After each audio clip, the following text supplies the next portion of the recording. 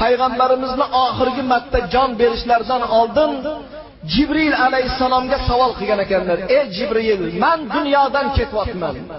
Qiyomat kuni ummatim nima bo'ladi degan ekanlar. Shunda Jibril alayhisalom Allohning shundoq amri bo'ldi. Seni payg'ambar qilgan Allohning nomiga qasamki, men do'zaxning nomini abadiy harom qildim jami payg'ambarlarga-ki, Muhammad jannatga kirmaguncha. Men do'zaxning nomini harom qildim jami ummatlarga-ki, Muhammadning ummati jannatga kirmaguncha. Oldin sen jannatga kirasan, sen shafaat qilib ummatingni jannatga olib kirasan, undan keyin boshqa payg'ambarlarga, boshqa ummatlarga navbat keladi deganlarda, meni vazifam endi nihoyasiga yetibdi. Jonimni olgin degan ekanlar.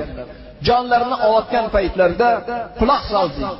Payg'ambarimizning oxirgi so'zlari, lavlari pichirlab turgan paytdagi oxirgi gaplari usikum bis-solah, usikum bis-solah, usikum bis-solah.